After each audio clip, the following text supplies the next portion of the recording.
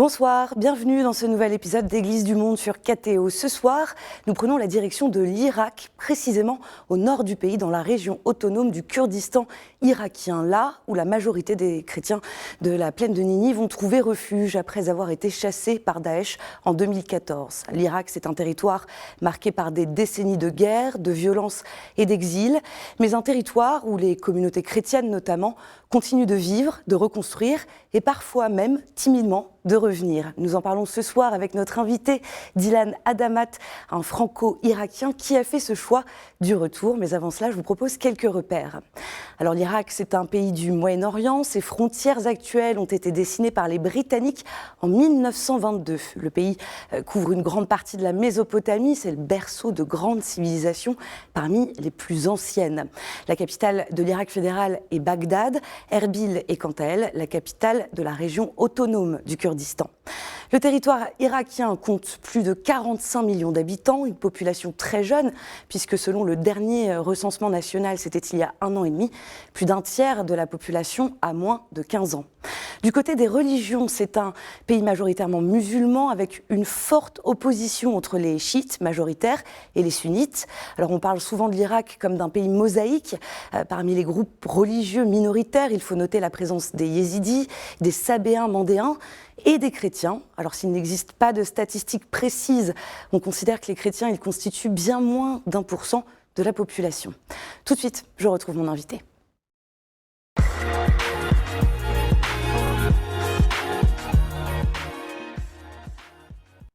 Alors Dylan Adamat, bonsoir. Bonsoir Marion. On ne va pas faire semblant de ne pas se connaître, puisqu'on s'est connus en Irak, à Erbil précisément, où j'ai travaillé quelques années. Alors on va se tutoyer. Pour te présenter à nos téléspectateurs, tu es né en Irak, dans une famille chaldéenne, catholique. Vous êtes arrivé en France quand toi tu avais 1 an.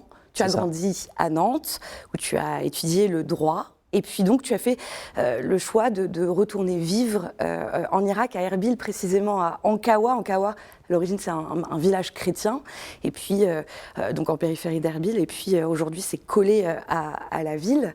On va revenir sur ton choix du retour, mais est-ce que tu peux nous expliquer à quel moment, pour toi, l'Irak, ça a cessé d'être seulement le pays de tes parents ? Alors, je pense que j'ai eu la chance d'y aller régulièrement, même dans mon enfance. Donc, finalement, j'ai toujours plus ou moins eu des souvenirs vivants de l'Irak. Et donc, ça n'a jamais vraiment été le pays de mes parents. Mais je dirais, autour de l'adolescence, quand on commence à avoir une certaine conscience des choses et que ces voyages, en fait, sont plus que du simple tourisme. C'est vraiment un retour aux sources. On retrouve notre famille, nos amis, des gens avec qui on aurait pu grandir aussi. Et donc très rapidement, je pense que ce pays finalement a toujours été le mien, comme la France, mais chacun à sa manière. Je le disais, tu es chaldéen. Alors, on ne va pas refaire la longue et grande histoire. Il y a plus d'une dizaine de courants au sein du christianisme irakien. Quand même, pour situer pour les téléspectateurs, les 2 tiers sont catholiques de rite oriental. Donc, il y a principalement les chaldéens, les syriaques, 1 tiers d'orthodoxes. Il y a aussi les assyriens. Dans ce contexte, l'unité, est-ce que ça représente un défi ? Oui, évidemment, c'est un défi. Alors, au sein de la communauté chrétienne d'Irak, qui n'est pas uniquement une communauté religieuse, c'est une communauté ethno-religieuse. On est donc les assyro-chaldéens, comme on dit souvent. On n'est donc ni kurde ni arabe. On parle l'araméen. Donc, on a vraiment une appartenance ethnique et religieuse différente. Ensuite, les divisions viennent finalement des divisions successives de l'Église de l'Orient à l'époque. Mais aujourd'hui, quand on parle l'araméen, on s'appelle tous Suraya. Et en fait, ça englobe tous ces termes que tu viens de citer, oui. Et est-ce que ces différentes communautés, elles se côtoient ou est-ce que chacun reste, pour le dire comme ça, dans sa paroisse ? Non, elles se côtoient complètement. C'est dans le quotidien, en fait, on se connaît tous. Et comme tu l'as cité tout à l'heure, à Ankawa notamment, qui est devenue la grande ville assyro-chaldéenne, syriaque du pays, on se retrouve tous au quotidien. Ensuite, chacun a ses affinités avec l'un ou l'autre, mais ce n'est pas du tout basé sur une appartenance religieuse ou une appartenance d'église, au contraire. Il y a une grande actualité pour l'Église chaldéenne. Le mois dernier, l'élection du nouveau patriarche, Mar Paul III Nona. C'est le chef donc, de l'Église chaldéenne de Bagdad. Comment est-ce que vous avez accueilli cette nomination ? Alors, plutôt positivement, là, je pense que Monseigneur Nona, on voit sa photo à l'image. On voit à l'image effectivement, est quelqu'un de plutôt apprécié au sein de l'Église chaldéenne et au-delà également. C'est quelqu'un qui vient d'Al-Roch, une partie de ses ancêtres est survivante du génocide de 1915, donc c'est des gens qui ont migré du sud-est de la Turquie vers l'Irak à l'époque, et finalement c'est quelqu'un qui rassemble jusqu'à présent, et c'est un rôle très, très important et très particulier qu'il a dans le contexte irakien. Donc il y a beaucoup de défis, mais jusqu'à présent, ça a l'air plutôt positif. Oui.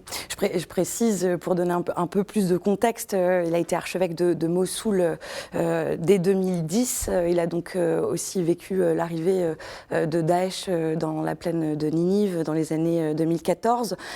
Et donc il a été contraint à l'exil et il était considéré comme le pasteur de la diaspora, puisqu'il était archevêque du diocèse chaldéen d'Australie et de la Nouvelle-Zélande.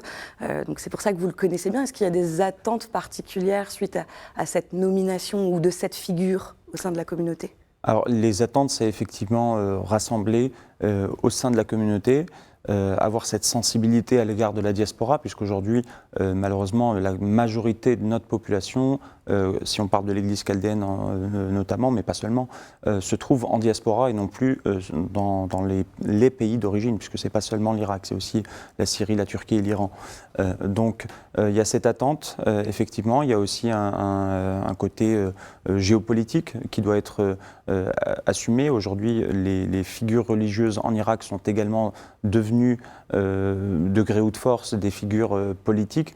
Donc il y a ce rôle qui est très stratégique, et d'autant plus quand on connaît la situation des chrétiens aujourd'hui en Irak, qui sont quasiment en voie d'extinction, malheureusement. Donc son rôle sera crucial. C'est une époque charnière aujourd'hui entre cette présence chrétienne massive en Irak à peut-être demain une présence beaucoup plus symbolique.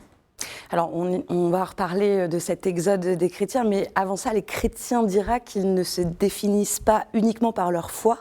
Avant d'aller plus loin, c'est ce qu'expliquait il y a quelques semaines le frère Amir Jagé. C'est un dominicain irakien. Il est membre du Conseil pontifical pour le dialogue interreligieux. Il était interrogé par Philippine de Saint-Pierre à l'occasion des 170 ans de l'œuvre d'Orient.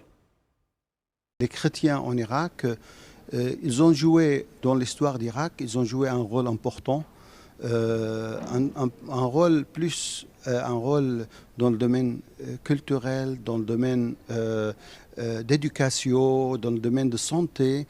Et je pense qu'aujourd'hui, les chrétiens, ils peuvent jouer ce rôle-là pour pouvoir vraiment servir leur pays et pouvoir construire ce pays. Parce qu'aujourd'hui, le projet de Daesh, le projet de tous ces groupes extrémistes, c'était de vraiment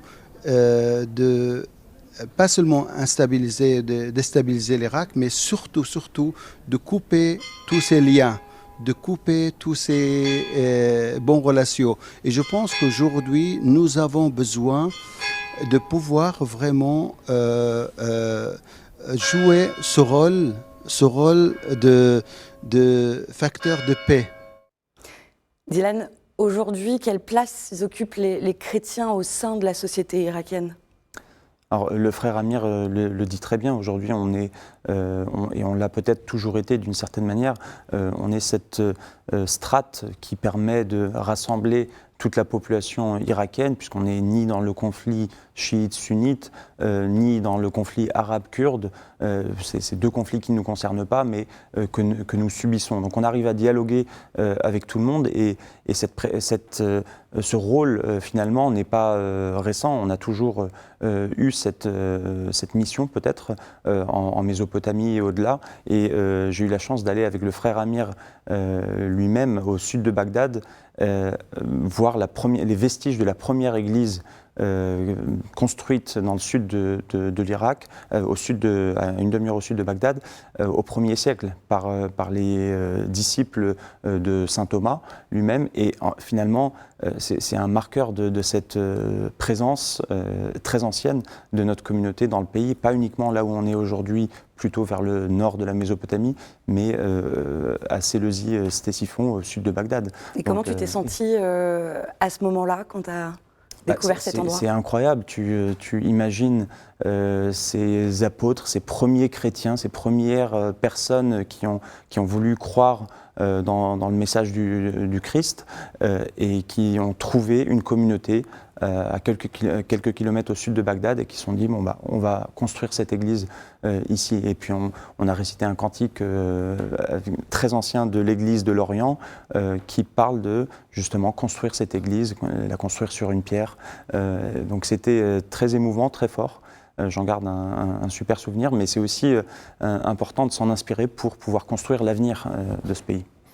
Alors, on le disait et on le répète souvent, cet exode des chrétiens d'Irak, avec notamment l'arrivée de Daesh en 2014, il reste qu'1%, moins de 1% de chrétiens dans le pays, ce ne sont que des estimations. Une communauté, elle peut survivre quand l'exil devient la norme, selon toi ? Je ne pense pas, malheureusement, je suis assez cynique à cet égard. Je pense qu'une communauté complètement déracinée va nécessairement disparaître ou devenir uniquement une sorte de caricature d'elle-même. Et on le voit déjà dans les pays où notre communauté a massivement migré ces dernières décennies. On le voit notamment en Amérique du Nord et puis plus récemment en Europe et en Australie. Au bout de 2 ou 3 générations, la langue se perd, le rite se perd, les mariages se diversifient également, ce qui est naturel. C'est quelque chose qu'on voit dans toutes les communautés, toutes les diasporas.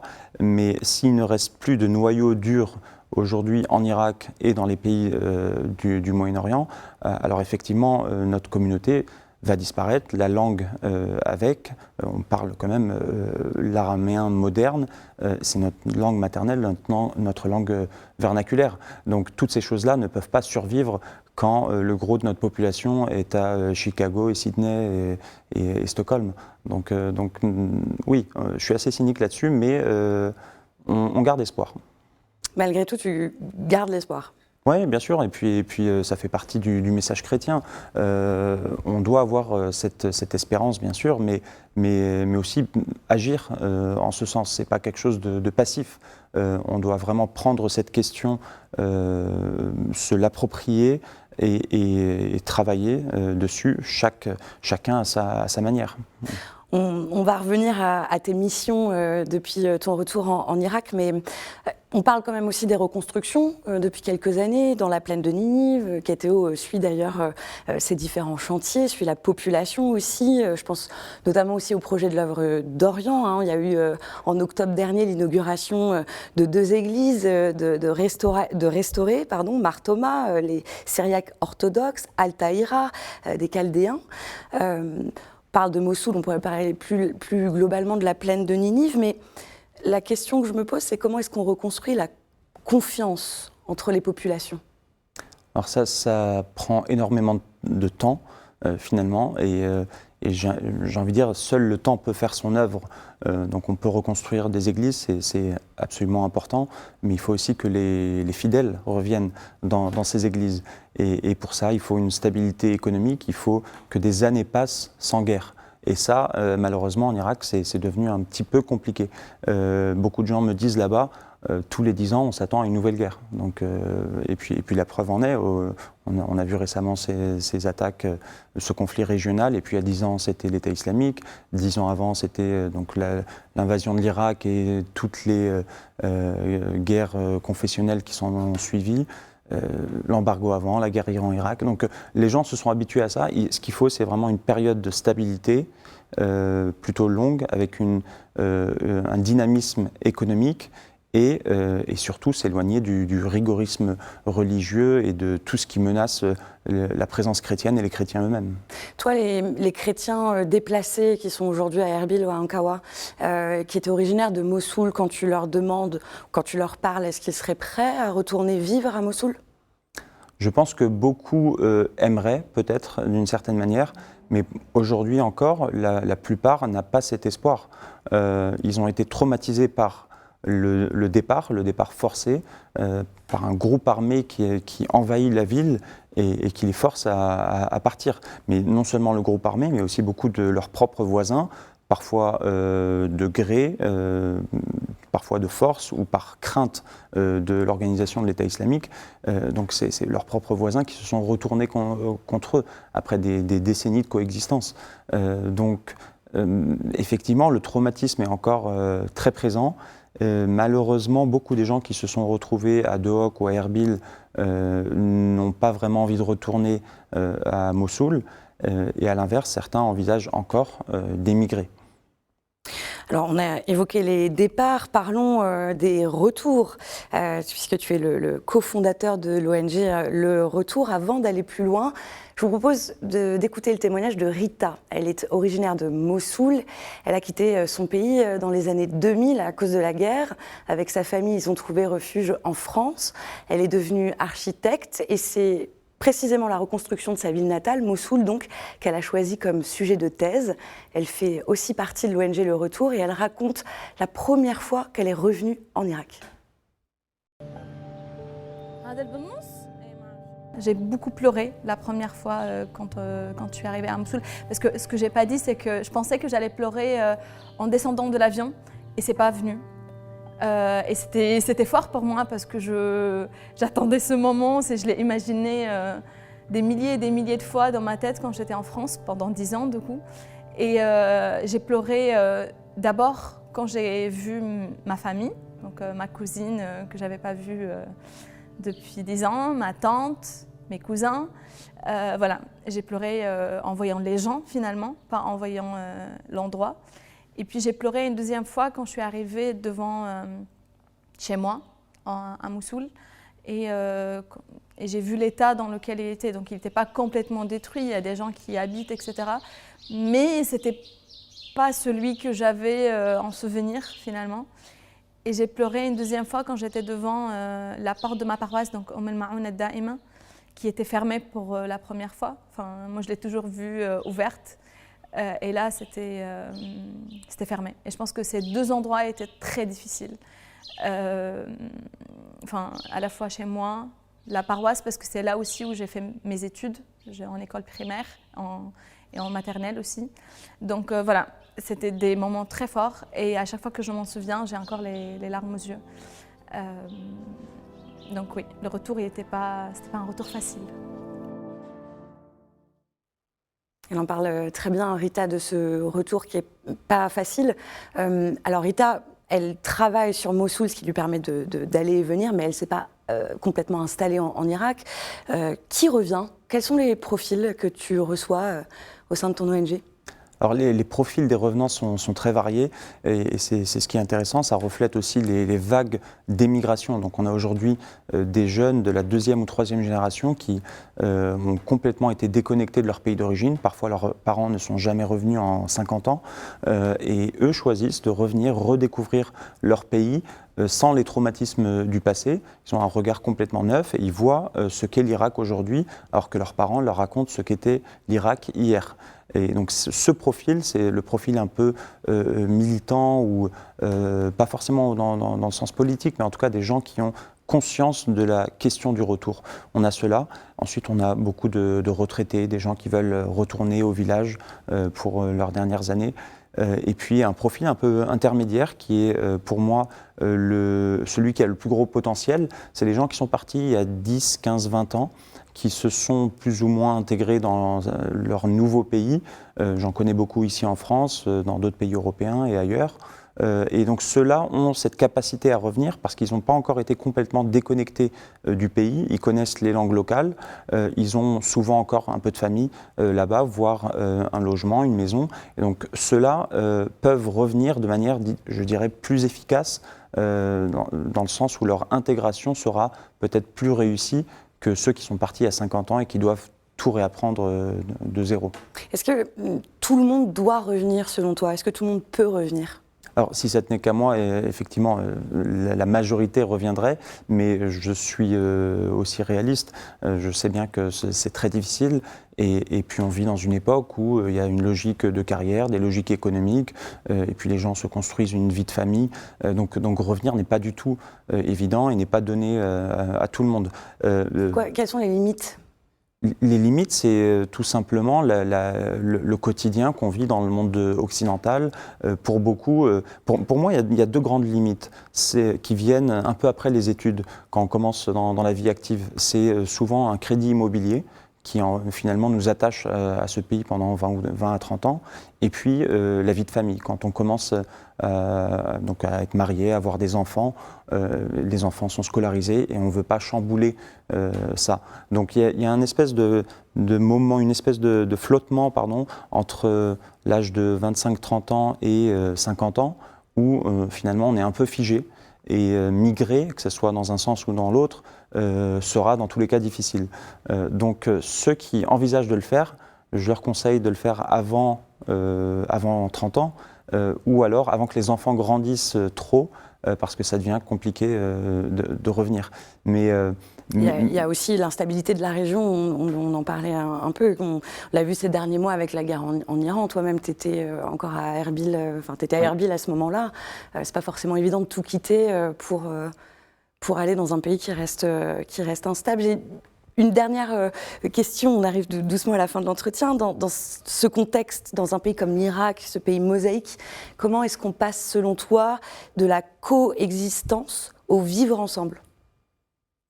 Alors finalement, dans cette région, on a toujours plus ou moins coexisté, plus ou moins vécu ensemble entre toutes les communautés. C'est un patchwork incroyable de communautés et de religions, donc en Irak et puis dans le Moyen-Orient en général.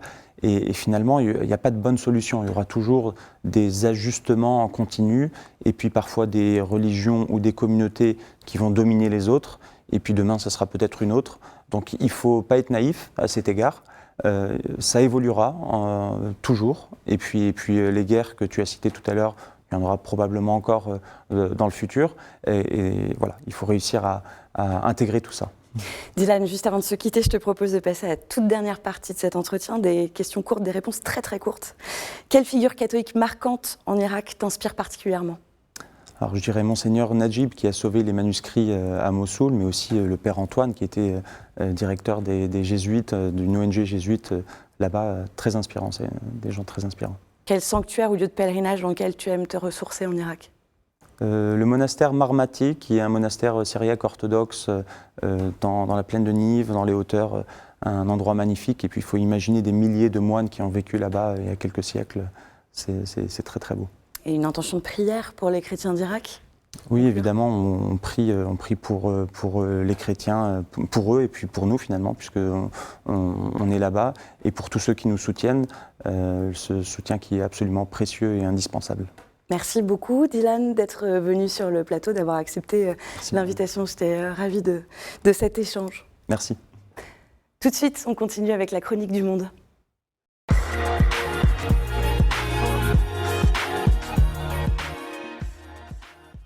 Cette semaine, nous prenons la direction du Liban, où l'on retrouve le père Michel Aboud. Bonjour à tous. La culture de la rencontre dans un monde de l'indifférence. Je vous adresse ce message depuis le Moyen-Orient, une terre marquée par l'histoire, les blessures, mais aussi par une extraordinaire capacité de vivre ensemble.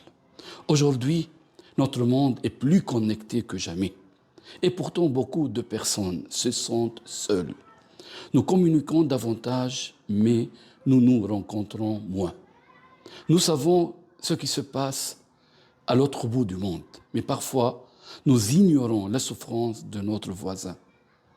L'un des grands défis de notre temps n'est pas seulement la guerre ou la pauvreté, mais c'est aussi l'indifférence. Lorsque nous cessons de voir l'autre comme un frère ou une sœur, nous construisons des murs invisibles qui divisent les familles, les peuples et les nations. La tradition spirituelle du Moyen-Orient nous enseigne une autre voie, la rencontre. Rencontrer l'autre, c'est reconnaître sa dignité, écouter son histoire, accueillir sa différence et découvrir que nous appartenons à une même famille humaine. Chaque geste de proximité, chaque parole de respect, chaque acte de solidarité devient alors une lumière qui éclaire notre société. Le monde n'a pas seulement besoin de nouvelles technologies ou de nouvelles stratégies. Il a besoin de femmes et d'hommes capables de regarder l'autre avec un cœur ouvert. Que nous devenions partout des artisans de la rencontre, afin que personne ne se sente oublié, exclu ou abandonné. C'est la fin de cette édition. Merci d'avoir été avec nous. Cette émission est à revoir sur kto-tv.com et à réécouter sur les plateformes de podcast et sur l'application KTO Radio. Je vous souhaite une très belle semaine. Prenez soin de vous et à jeudi prochain.